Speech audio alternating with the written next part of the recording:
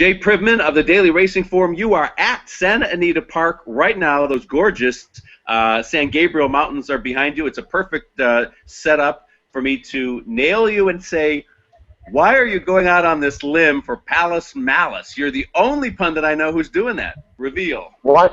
Okay, well, I think that he's going to be an overlaid price in comparison to the other top contenders in here. Game on Dude, to me, is probably the best horse in the race, but he's going to be a much shorter price, I think, in relation to his chances of winning as compared to what Palace Malice's odds will be in comparison to his chances of winning. And since this is a gambling sport, not just we're getting blue ribbons for picking the winner, I think from a price standpoint, Palace Malice could fall into a very good trip and win this race at an overlaid price. And it's not as though I'm dismissing Game on Dude. I did pick him second and with Fort Warren in third, but from a betting standpoint, I think Palace Malice is the best gamble. That's very interesting strategy. Okay. Let me quote your colleague, Dan Illman, whose prediction is Mucho Macho Man. What do you think of that as a possibility to win? I mean, he's a very good horse. He ran well last time, winning the Awesome again, and he was second in this race a year ago. I just think there's horses in here that are a little bit better than him, so I preferred others. And both Christina Blacker and Dan both pick Ron the Greek in their third position. That's interesting that there is this kind of consensus between those two people that this kind of long shot horse could win. What's your feeling on that? Well, he's a horse you just don't know what you're going to get with him, Tom.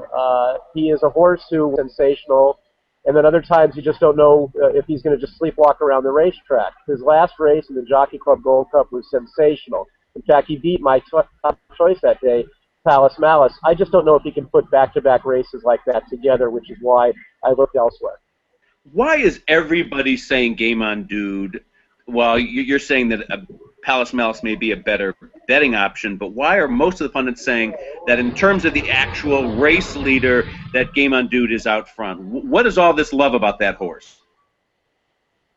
Well, he's a horse who's won races, all 5 of his races. He's at Santa Anita, and he's won 7 of them, so he's got the home court advantage as well. He's trained by probably the best-known trainer in the sport, in Bob Effort. His jockey, Mike Smith, is having a sensational year. Let's go back to what you were saying earlier when explaining why you're going for Palace Malice. This difference between having a separate strategy as a wager for this race as opposed to just trying to get the outcome right on a statistical basis. What's the strategy behind that in general for people who are new to racing? Well, the strategy, it's very much like picking stocks. That's what I like to tell people. It's risk and reward. You might think that a stock is a worthy stock, but if there's no upside to it, if it's a $40 stock and it's only going to go up to maybe 41, is it worth investing in as opposed to a stock that is maybe trading at $25 and has the chance to go up to 30, and you think that there's a better risk-reward ratio there because of that company? So in this case, obviously Game on Dude is a solid stock that you can wager on, but I don't know how much upside there is in terms of his price, whereas Palace Malice, to me, is a horse who's going to be a much bigger price, has the chance for a higher reward, though there is a higher risk. If I had $6 to wager, that's all, right? And I would feel sorry for you if that's all you have. Let's say I'm full of risk aversion. Would it be a good strategy, following what you're saying here, to put $2 on Palace Malice to win, $2 for show, and $2 for place? In other words, because the odds are so much more, generous, I would have a better chance of making a couple bucks, right? You would. I'm not a big show bettor because the way show wagering works is that the top 3 finishers split the amount of money that's paid out to winning gamblers. So it's a much more depressed price. My thought on betting horses is go big or go home. So to me, put it to win. Maybe if you're betting a big long shot, a little bit to place is a backup play, but show betting is not for me. Is there other advice you give people who are actually putting their hard-earned cash down on these races?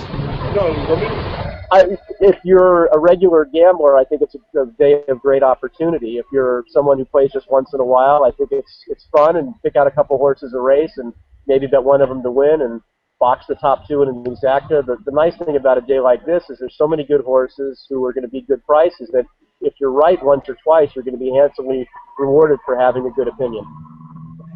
Are there things not to do? For example, don't bet on a horse because you like its name. You know, that works well for some people. It's always embarrassing when you get somebody who's never been to the track before to ask you who you like, and you give them a horse based on your years of strategy and experience, and the horse runs last, while the horse that they picked because they like the jockey still wins by 5 lengths.